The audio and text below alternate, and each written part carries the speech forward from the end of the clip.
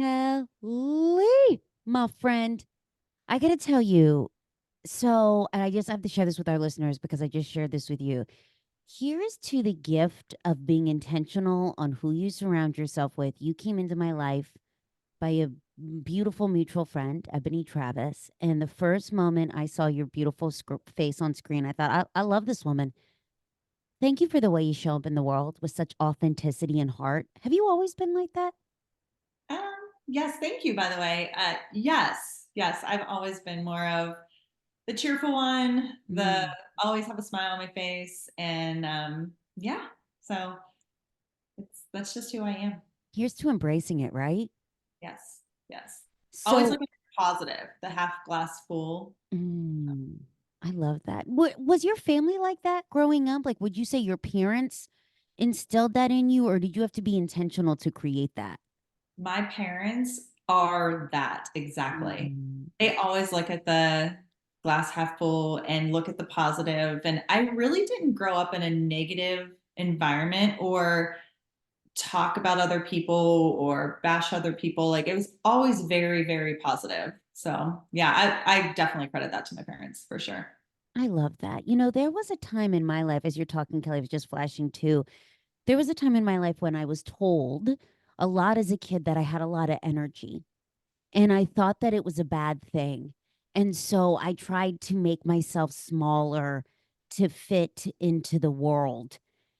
And it wasn't until I started this work, really, Cal, until my late 30s, that when I did a lot of this inner work, did I start to feel more comfortable and confident in who I was. What would your advice be to the listener who is either struggling to find more positivity or is struggling with embracing who they are and sharing it with the world? Any nuggets? Yeah, I mean, especially if you have that childhood where they were trying to fit you in a box and you knew you didn't fit. It's like what's the analogy? The round hole in a Oh, square box or something yep. like that. Yep. Yeah.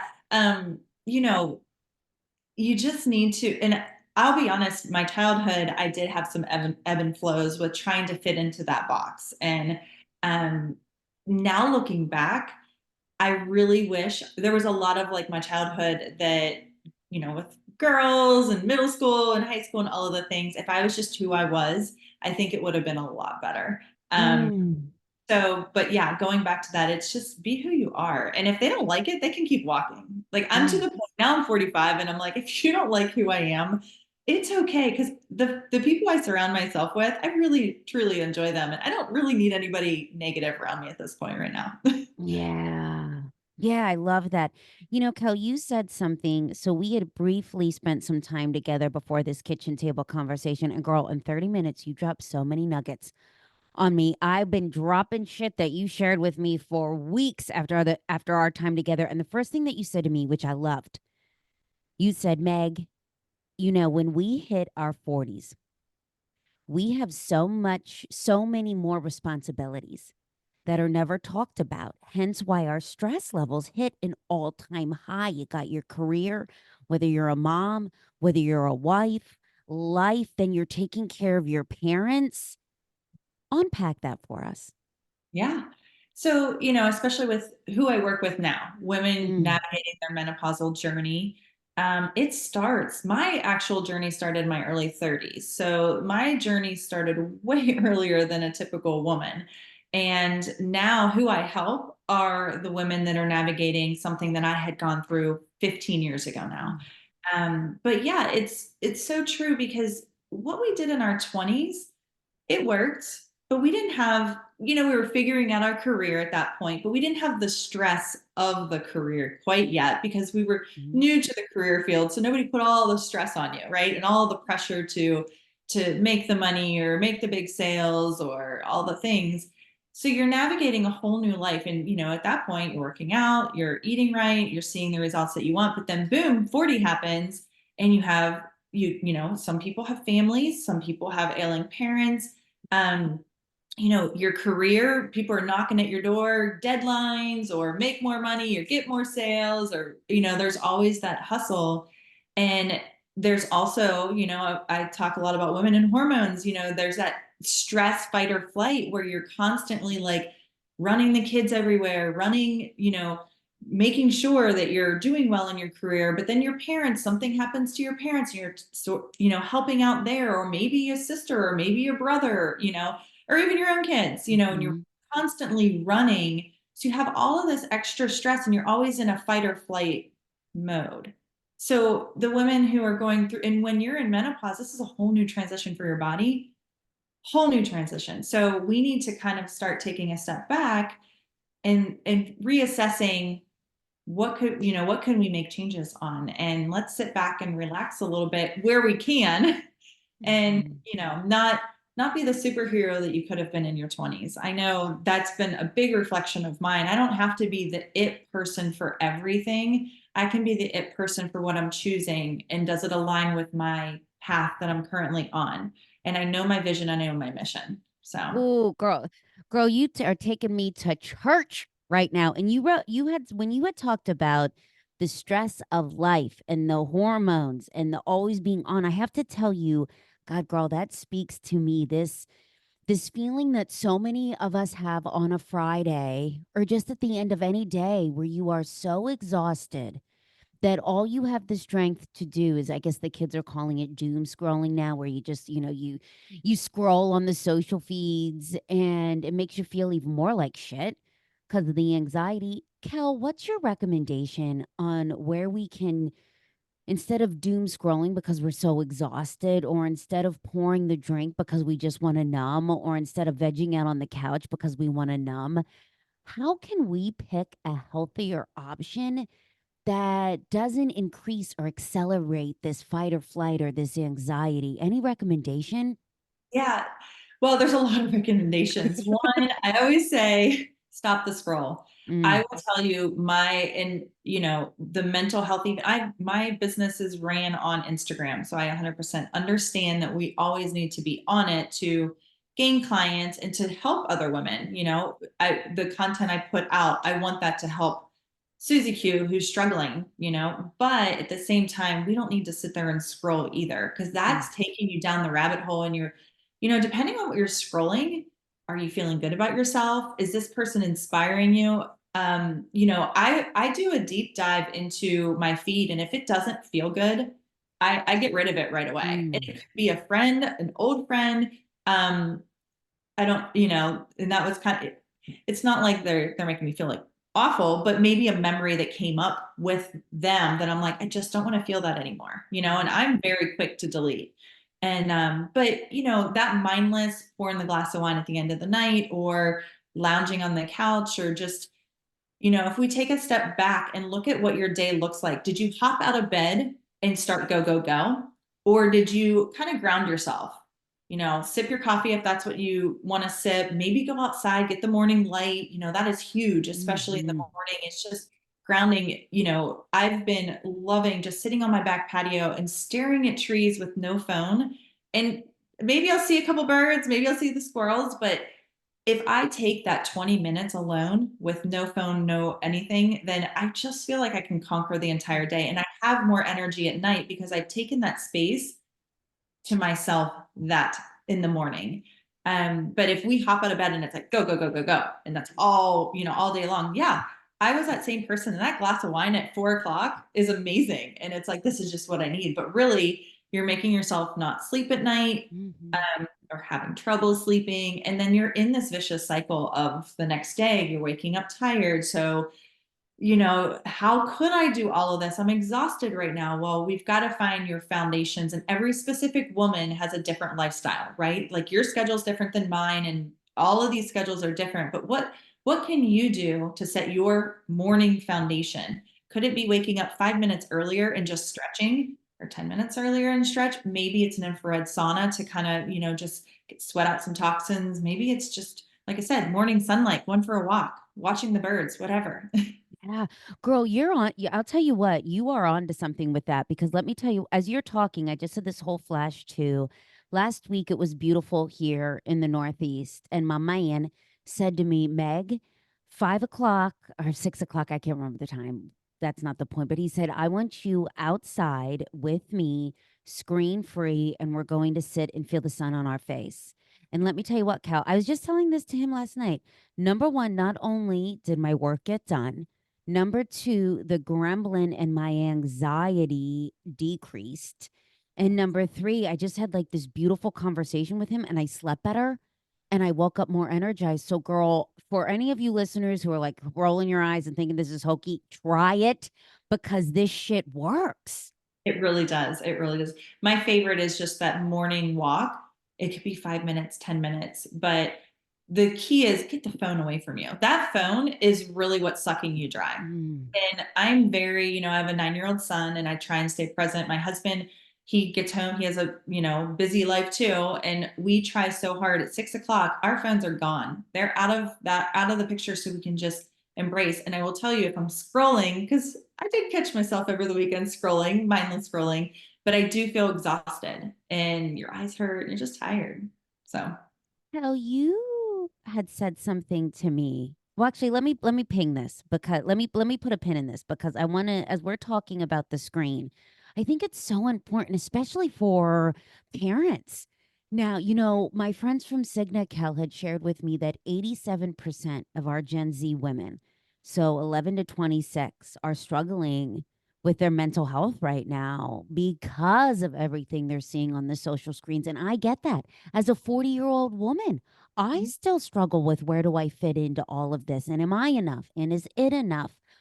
What recommendations do you have for the mamas, the parents listening that are trying to create some phone balance with their kids? Any sort of micro tools that you use as a family?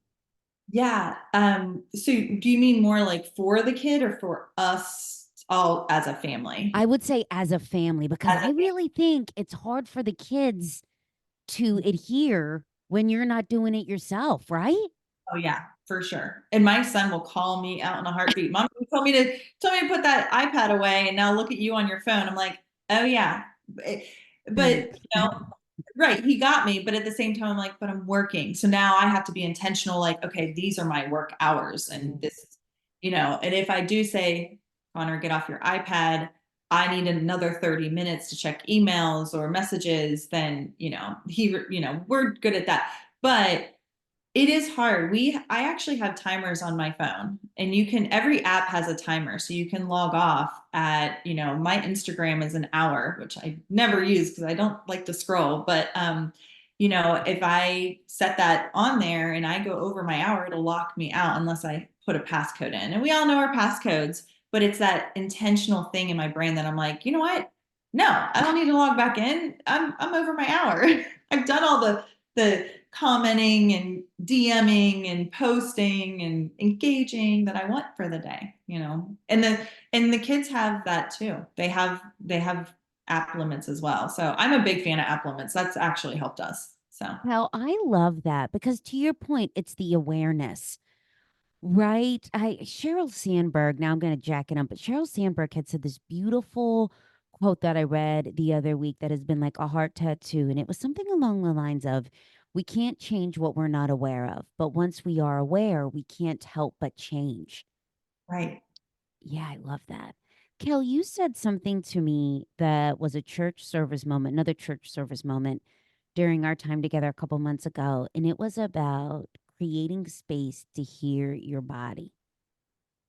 What has worked for you in your 20s and your 30s? You really need to be intentional and aware and check it for your 40s. Mm-hmm. God, I loved that. Can you tell us more? Yeah. So, kind of going back to what I said earlier, what worked for us in our Mm. 20s, especially me being in the health and wellness space. I mean, I'm an integrative health practitioner, certified personal trainer, macro coach. I've got all the certifications, right? And in my 20s, I was the high intensity, cut the calories, cut the carbs, kind of could eat what I want because I worked out, one of those things. And now in our 40s, as we're navigating that perimenopausal transition, and what worked in our past isn't going to work now because now if we're starting to cut calories, then we're cutting the micronutrients that help support our metabolism and our hormones. Mm. there's a lot of, we need to learn how to fuel our body effectively, which is why I'm so passionate about macro tracking. Because we look at the protein intake. Most women are only getting 60 grams of protein per day, which is not enough protein for a 40, 50, 60 plus year old woman. We need, I mean, bottom of the barrel is 100 grams. And that, when I work with my women, I'm like, we're going to start here, but we move on, we move on up. um, but we got to look at fueling our body properly so that we optimize the hormones, our health in general, the health, overall, and our energy. So, those are inflammation, as during this phase of life starts upticking because cortisol is typically high. We're looking at estrogen, progesterone, those are fluctuating and they're kind of going down. And, our body's just not where it was in our teens, 20s, and even sometimes our 30s for most women. Not me, but most women. I love So, how you talked about fueling our body because, girl, I got to tell you, I did every damn cleanse in my 20s, my 30s, starving myself, and you think, why the hell would I treat my body like this? Right? right. Yeah. And, I think one of the gifts getting older is for me, it hasn't been about the scale as much as it's been about how do I feel? How do And you feel? yeah, and creating space to actually hear myself. And as you were talking about fueling your body, as we're talking about inflammation, one of the things I hear from so many of my girlfriends, and I have felt myself, Cal, and I would love for you to unpack the mystery of this, is the fuffin belly bloat. Oh, yeah. Hmm. Like, oh my God, Yeah. all this bloat. Like, talk to us about how can we debloat ourselves? What do we need to be aware of Yeah. to take down that bloating?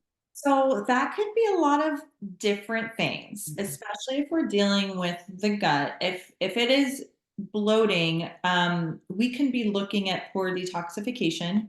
We can be looking at mineral deficiency, different pathogens like parasites, candida, things like that. That there could be a lot, and that actually spikes. I'm not gonna say it spikes; it's kind of the wrong terminology, but that is very common for women in our 40s and 50s. And the other thing too, make food sensitivities. So if we're eating maybe healthy foods but aren't healthy for us, yeah, we're going to feel gassy, bloated, all of the things.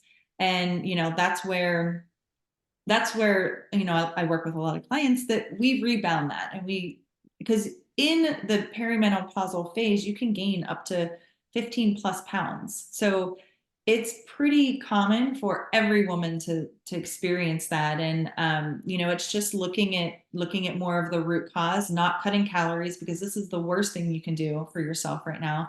Not going to do HIIT every single Mm. day, because the other thing too is you're looking at cortisol. Cortisol is typically high because we're under some stress. And that's where your midsection weight, your hips, all of that, holds. So making sure that you're not over stressing and overtaxing the body so you can support cortisol. So there's a lot of different things on where we can go with that. But especially with your hormones changing, we had a lot of different things. So Yeah. And Kel, one thing that I keep hearing you talk about are our hormone levels. And I would love your feedback. So my mom is 69 and she had shared with me about how um she had gone through menopause alone because her mom had never shared with her anything. She wasn't aware. And it wasn't until she found this hormone doctor that was able to check her balances and was able to give her these pellets to keep her in check. She said, Meg, I felt like a whole new woman. And I thought to myself, Cal, why don't we talk about this more? Our world will have you feeling like pop the pill, take the thing, starve yourself, da da da. But yeah. the power in just going back to the basic of checking your hormone levels. What's your thoughts on that? Yeah. So I'm all for it, right? And I think in the next year to 5 plus years, you're going to hear a lot more about it, because in the past, when doctors would say, "Oh, I can't put you on hormones that causes breast Mm. cancer," and I will tell you, hormones like the patch and pellets are not my. I'm just talking to you about Yep. this. It's not my Yep. expertise, but back in the day, if you're on the patch or you're on progesterone or you're taking hormones that could cause cancer, but new research and pellets too, new research is showing that women, we need hormones to navigate through this journey. And I personally am on hormone replacement therapy because what happened to me is since I went into early menopause, um, and I did not know because, when you're 30, you don't realize you're going through menopause. You don't know the night sweats, the mood swings, and all the things are really because you're in menopause. Why would you even think that? But so I got put on it because I had high blood pressure. I had osteoporosis now at early 30s. Because what was happening is my estrogen was getting pulled out of my bones. So they were like, we need to give you estrogen to support your bone density so that and I'm currently working towards reversing osteoporosis. And I've every every time I get a bone density, it improves. I have one next week, so hopefully it's improved even more. But yeah, so I think you're gonna start hearing a lot more doctors being more open to it. And I also it's based on an individual, right? Like Mm-hmm. I know a lot of my clients who are on it and they say the same thing as your mom said, like, oh my gosh, I feel so much better. Your energy comes back. You don't have the night sweats. The moods are kind of leveling out. And I mean, who wants to go through hormone hell in our 40s, 50s, and 60s Right. because of a transition? Why not just take, in my opinion, take a little something? Girl, preach. Cal, I want to ask you, as you're telling your story about how you went through what I bet was terrifying, frightening, and I bet you thought, what the fuck? Because I bet none of your friend group was going through that. What do you think it was that gave you this curiosity to really peel back the layers of it versus numbing it? What do you think Yeah. was? So mine, I've also always been interested in health. Like from a young age, I was reading women's health. I was always that girl, right? So when we first found out I was in menopause when my husband and I were trying to conceive, and they were like, "You're not going to be able to have a kid. You're in menopause. Donor egg. That's all you can. That's all. That's the only way you're going to have a kid." And I was like, "How am I in menopause?" And I didn't even know really what it meant. At 32, 33 years old, and so yeah, it all tied back to, I was having night sweats. I was having just my mood was all over the place. You never knew what Kelley was going to come. Was it nice Kelley? So going back to the smiling, there was a phase in my life where no, if you triggered me, I'd be like, I'd put you in your place. So nice Kelley has since returned and happy.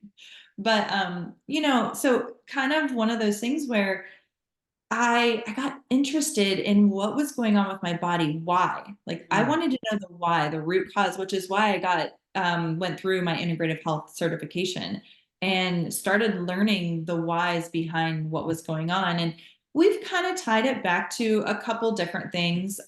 When you go into early menopause, it could be I was a smoker in my 20s. Who wasn't back in that day? I drank a lot in my 20s, teens and 20s. That could have been killing my eggs. I also lived in a steel mill town, which Mhm. could have triggered an autoimmune response. Um, that, also kind of went into ovarian failure early. And really, when I ran a lot of my labs and saw the deficiencies that I had with just mineral deficiencies and then, some other things, I was like, well, maybe this is what did it. So we don't really know the what because I didn't start studying this until 10 years later. Well, Mm. 8 years later. So it was a little bit too long. But it was one of those things that I just started cleaning up my diet and, learning, reading all the books. And I was like, I'm gonna get my integrative health practitioner and figure this out. So yeah. I love that.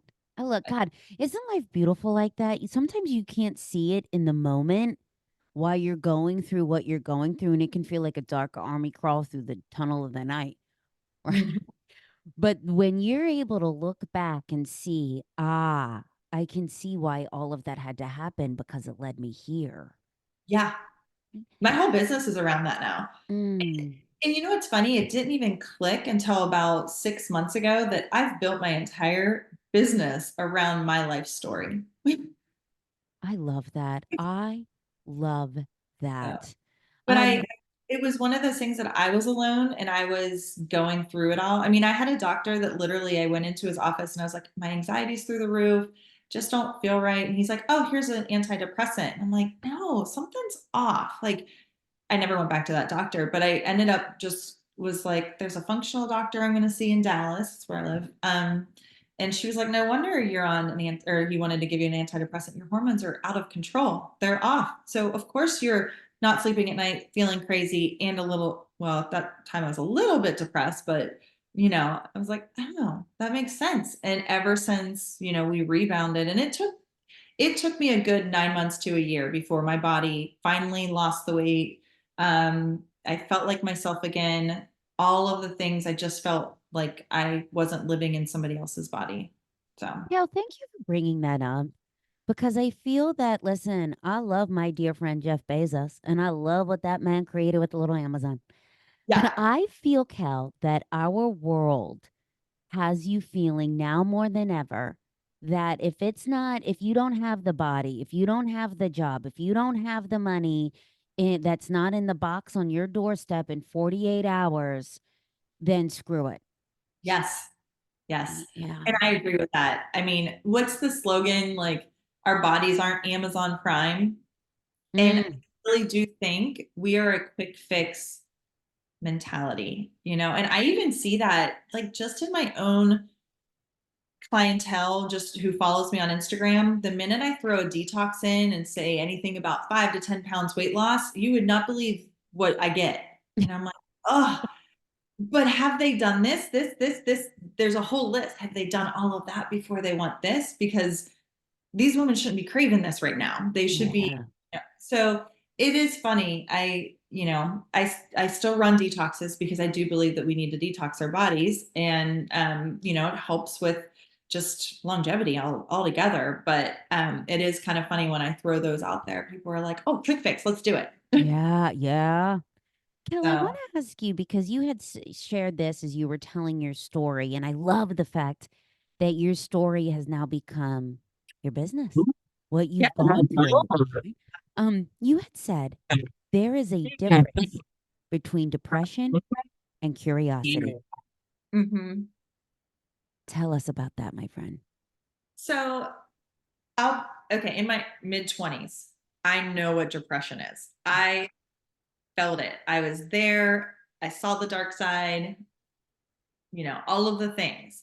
So whenever I had the doctor recently in my early 30s tell me, "Oh, I think you're depressed." I'm like, "Not depression. I know what that is." Like there's something off, right? And so then you get curious and you're like, "This isn't depressed. I know what that is. I've felt that before and it is scary." Mm-hmm.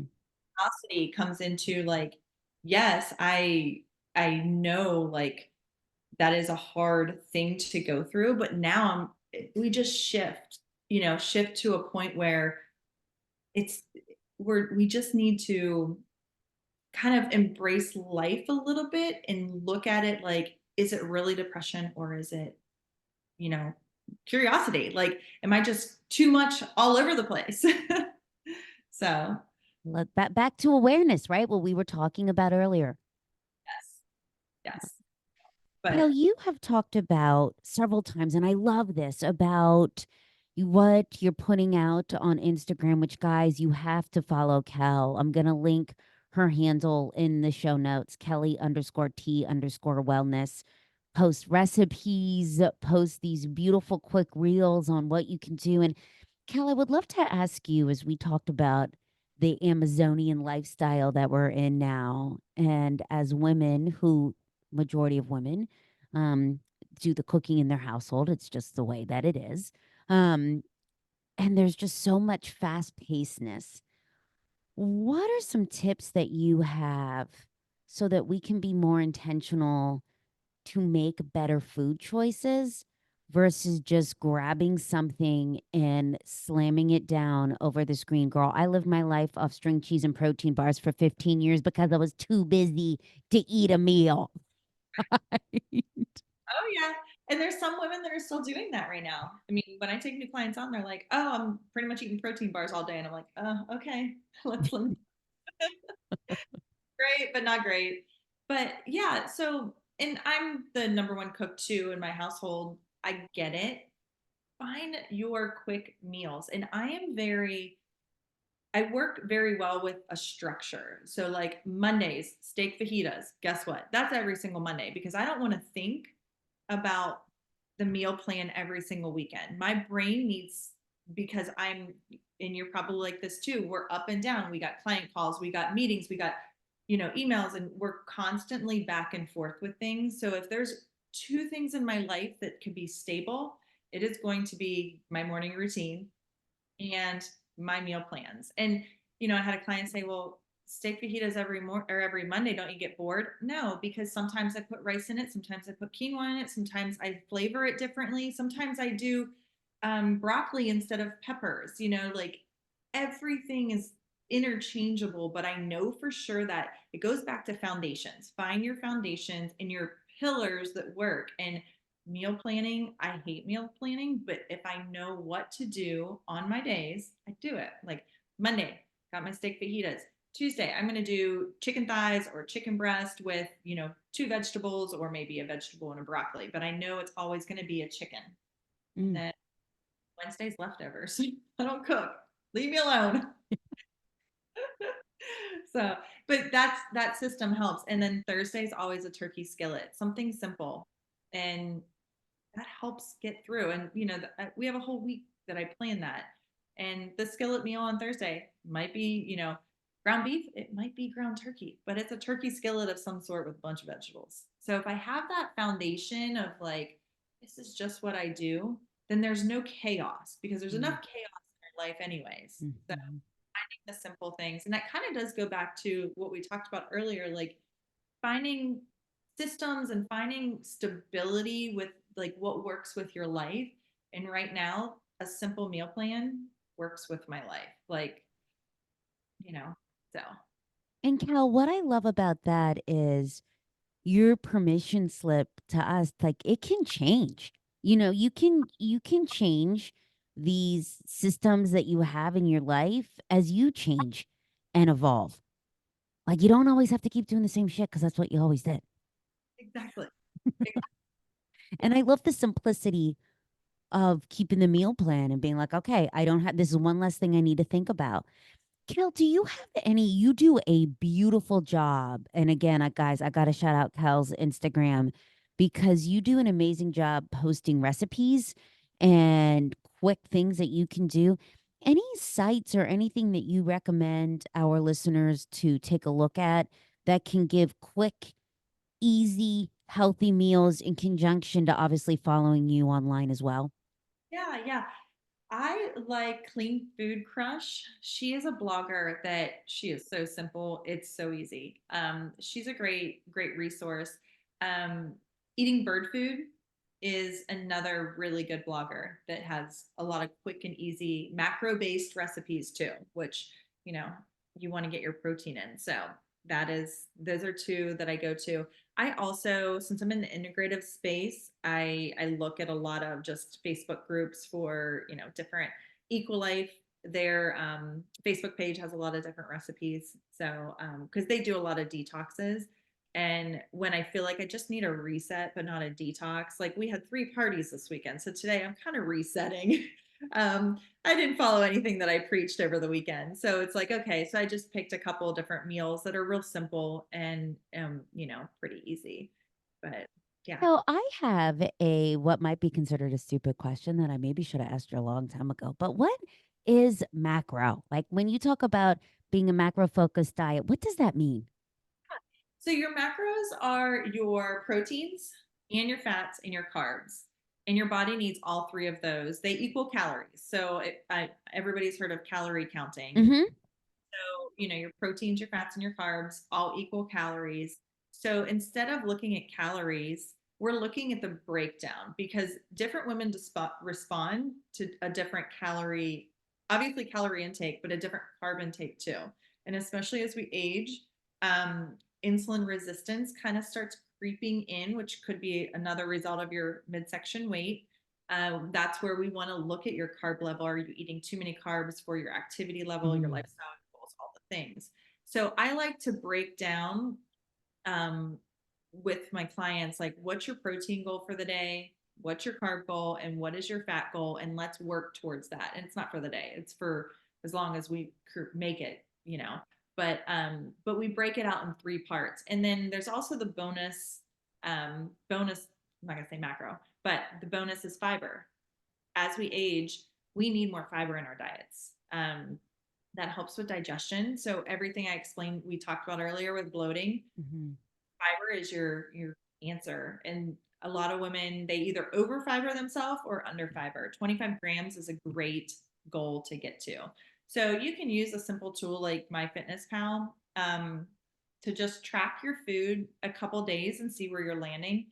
And if you're pretty under on protein or fiber, you know that could be what's going on, why you're not seeing the results that you want. And there's so many women that, and I think I either have a post scheduled or I did it last week where I said hormones aren't your problem, it's your current way of life.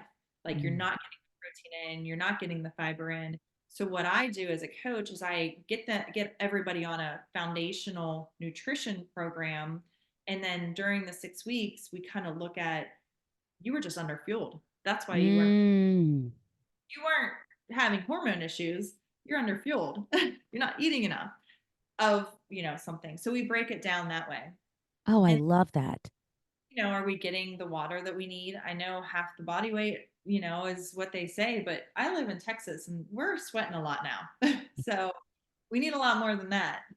But yeah. Oh, I love that. Kel, we've talked about the beautiful work that you do on Instagram and what the community you're creating online. And we had talked about the coaching that you do. If one of our beautiful tribe members wants to reach out to you to talk about coaching, how can they do that? Yeah. So my email address is info@kelleytfitness.com, or my Instagram, Kelly_T_wellness. So Beautiful. And guys, we're going to link that in the show notes so you can just click right on that. Kel, what I love so much about what you do is, well, one, you show up with heart. Two, you've taken this journey that you've been on and made it so that no other woman needs to go through it alone. And you've created a community of awareness. And what a gift that is. Thank you.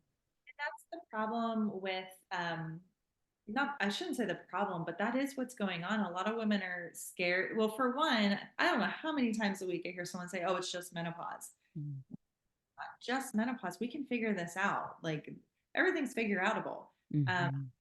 Going through it alone, the isolating feeling of, I'm never going to get this weight off. I'm never going to be sleeping through the night anymore. I'm always going to have acne now. I'm always going to be tired midday or even whenever I wake up. I'm always going to have something, whatever the woman is struggling with, gas or bloating or, anything like that. And that's not the answer. The answer is just figuring out what your new body needs, because we know that there's a lot going on at the moment with the hormones changing. And, like I said earlier, estrogen, progesterone going away, kind of lowering. And, that insulin resistance, the insulin levels just kind of, fighting us a little bit more whenever we're having our carbs. So that's why a lot of women are like, I can't do carbs anymore. And yeah, that might be the case for right now, but it's not your forever. Trust me, I'm pretty well aware I can put away 5 pieces of pizza and the next day I feel great. I actually sometimes lose weight depending on where I'm at. So Mm, there, mm, there's a problem that I love solving with my client. And it's a journey. It's not a quick fix at all. And that's what every time I take on a client, I'm like, okay, well, this is a journey. In a week you'll feel better. 2 weeks you'll probably start seeing it, but this is a lifetime journey that we're, gonna learn. And it's it's fascinating once they figure out what they're, sometimes it takes 2 months, sometimes it takes, my case, 9 months to almost a year. But once we figure it out, now it's gravy. It's like, you feel good. Mm, I love that. Kel, thank you for pulling up a seat at our kitchen table. It is a gift to stand by you on and offline, my friend.